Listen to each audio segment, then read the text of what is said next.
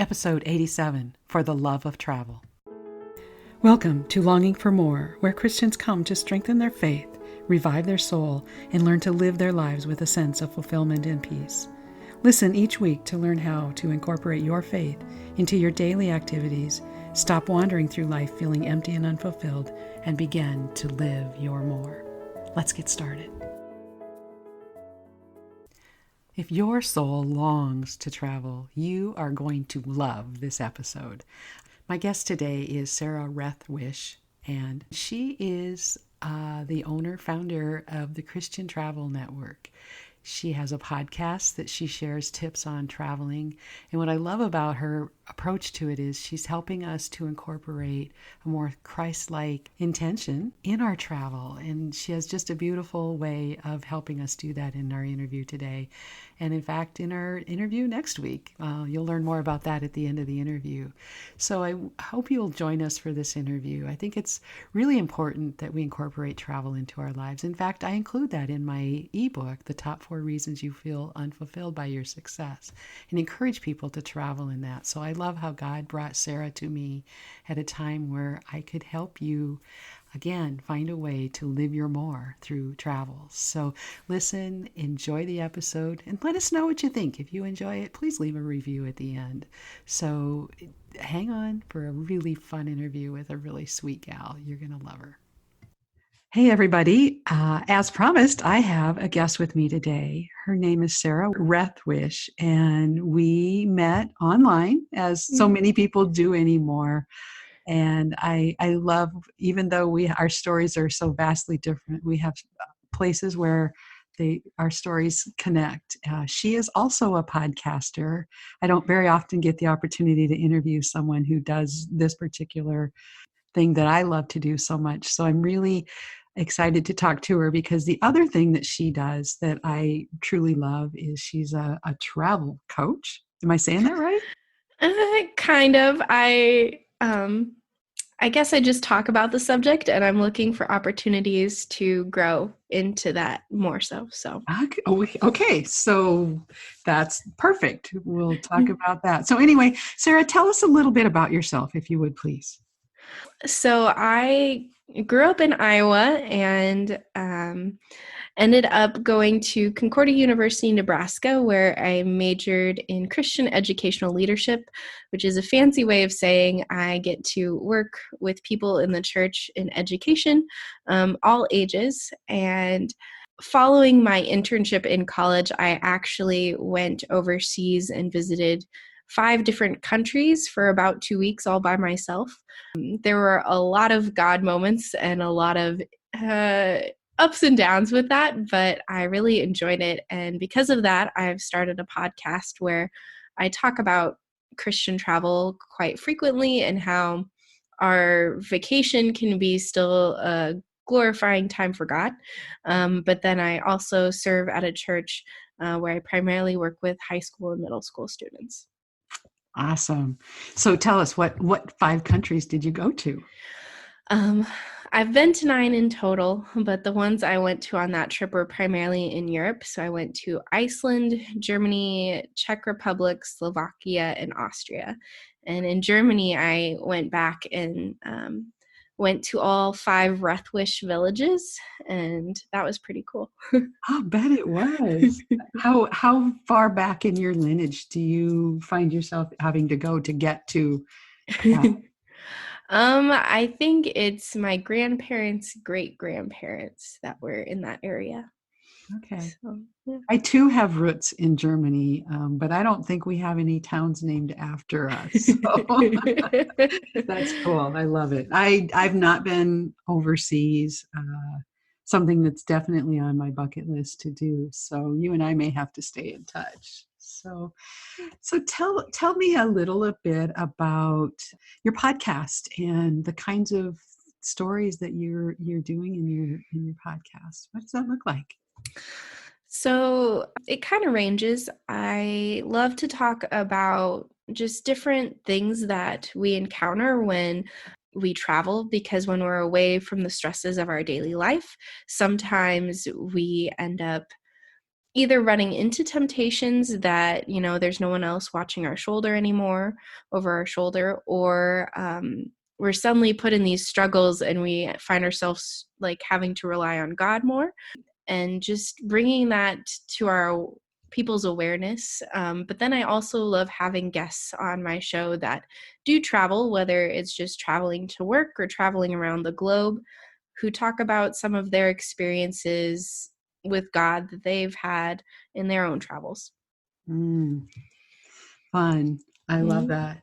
So, it's interesting because they always say in my business and coaching and a lot of different things, whatever, truly, if you're in your own business, but I think anytime in life, we really, to stay connected and motivated, we need to know our why, right? Yeah, yeah. And truly, one of my whys is to travel. I love to travel. I think I got that spirit from my grandmother. She and I were really close, and she was a school teacher. And in her summers, she would travel. She would like buy the packages for teachers for her continuing education. Yeah. Grandpa didn't really like to travel, so that was just something that she did for herself. And I loved hearing the stories about the things that she did. You're going to make me cry. I haven't talked about this for a long time, but I love hearing the stories of, the places she went to and the experiences that she had. And I dream about, traveling, but I have to be honest, what really struck me about what you were talking about is I've always felt a little bit guilty about that being my why, because it feels a little selfish. But when you were talking about it, you reminded me that a huge reason why I love to travel is because I feel closer to God Mm-hmm. when I'm, in the mountains, or there's just so much majesty in this world and so much beauty, and even just the cultures of other people. It's all pointing to Him, right? Exactly. I think there tends to, sometimes it's generational, sometimes it's just the culture you're raised in. There are a lot of different perspectives on whether or not travel is good or if it's selfish. But I think if God calls you to travel or you have a heart for it, there's nothing wrong with that either. Right, right. Well, I have to say, I love the different experiences. Cities were a little, I'm from South Dakota, so Mm-hmm. those big cities were a little intimidating for me for a long time. I got to travel a lot for my work in my Mm-hmm. previous career, and that exposed me to a lot of different parts of the country that I wouldn't have gotten to go to otherwise. And once I got comfortable with being in large populated areas like that, I really learned to love a lot of the different cities in the United States. But I'm never more connected to God, other than when I'm in scripture, than when I'm on the beach and at an ocean where, and I don't even know that it has to be an ocean. I love the ocean. I love the water. There's just something so peaceful and calming to me there. But Mm-hmm. my daughter-in-law is from New Mexico, and she grew up near White Sands, New Mexico. So there's no water there, but I felt that connection even there with just the on and on of the sands and all of that. So Oh, that's I amazing. I love that you are making a career out of something that you love. You discovered that, just Mm-hmm. in your travels for school or whatever. And because you're in a transition now, you're making a Yes. career change. And as you know, the name of the show is Longing for More. Yeah. So I'm pretty sure that that might be a sense that you're going through right now. Can you tell us about that? Yeah. So I really enjoy what I do at my church, but I find that just sitting in an office all day is a little confining for me. I like being with people and I like traveling and teaching people, but it doesn't necessarily mean that I like being in the office as frequently as I am. And I recently just got engaged, and Congratulations. thank you. And so my fiance is in Nashville, Tennessee, and we're gonna end up there. And the hope is that I'll kind of be working from home, kind of starting a business that goes with my podcast, and we're looking at a few different options, possibly planning retreats or travel trips focused around kind of equipping people to identify God in their travels and kind of run with it from there. That is so cool. And it's unique. I haven't heard of anyone doing it from that perspective before. So I have a feeling that that's going to be a really great niche for you. Thank you. I'm excited to learn more about that. Talk a little bit more about that message of being connected to God in travel and all of that. Tell us your story or how that works for you. When I went to Europe, when I went to those 5 different countries, I had this, I call it one of my big God moments in my travels. And I got delayed in Iceland, so I went out and roamed around a little bit, and then they put me on some other flights. And rather than getting into Berlin like at 11 in the morning, I got in at 11 at night. And ahead of time, I hadn't gotten any internet or like data for my phone. So I was sitting in the airport trying to pull up directions to this Airbnb I had booked. And my phone wasn't connecting to the airport Wi-Fi, so I was taking screenshots of it off of my computer, the route. And I get outside and it's dark out. It feels just really sketchy. I get on this bus and they're telling you, no, next stop is wherever, but it's in German. And so I'm just like glued to my phone trying to follow along. And I get off at the first stop and I'm like, okay, maybe I can do this. And then I go down these stairs and it's this incredibly sketchy graffitied like train tunnel, and I feel everyone's eyes on me with my luggage, and I didn't hide my passport appropriately, so it was just hanging around my neck. And Doing everything that we're told not to do. Exactly. So I get off, I get on the train, and I'm just like guarding my stuff. And when I finally get off at my stop, I see that it says walk 10 minutes to your destination, but in the airport I hadn't zoomed in, and so I didn't know the route to get those last 10 minutes. So I walk up to a stranger and have to admit that I don't know where I am. And At midnight. yeah, and I show him the address for my Airbnb, and he tells me that that isn't an address. And I'm like, okay. But he recognized the street name, and so he gave me some directions, and I take a turn and I start walking, and it turns black. I'm in the middle of a park. I hear voices laughing around me. I start breaking down crying, and I'm just like, God, show me a hotel, show me a taxi. I can't call anyone, can't really do anything. But what he provided me with was very interesting. I turn around, and the only thing with lights on is a hookah bar.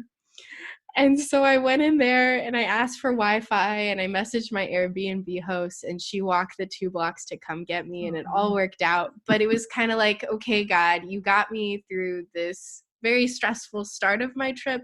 You'll get me through the rest. Oh, what a great story. Oh my goodness.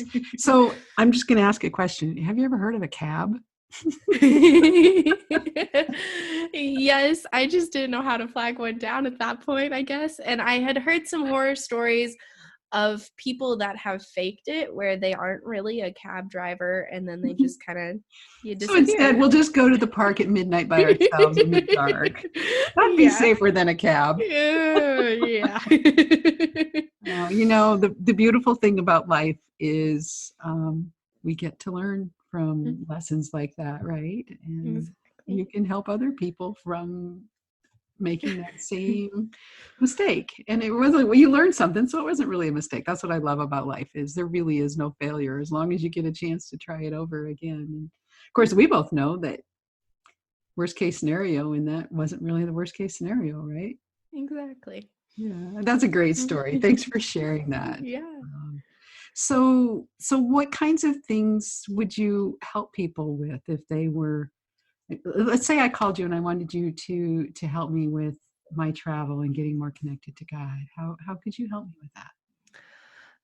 So I've been working on a book that kind of is like a journal to help you kind of walk through a conversation with God and preparing your heart just to be open to, you might have travel plans, but he may have other ones for you. And then during your journey, being able to like document it and then at the end go back and reflect and process what God has been doing all this whole time, and then also how to transition into sharing your travel story with others, but be able to point out God in the story. Because I feel like that's something, it's so easy. Hey, look at all these cool pictures and this amazing trip I went on. Instead, kind of pointing out God throughout that story is just as important. You know, I really love that you brought that up, because when I talk about longing for more, or my, in my coaching, I talk about, I coach people to live their more, right? Mm-hmm. And really, it's all about people who, just feel like they're wandering through life feeling empty and unfulfilled. There's just something missing. And the bottom line of it is that it's almost always that relationship with God that's missing. Mm-hmm. And I love helping people get connected back to their faith and their purpose in life.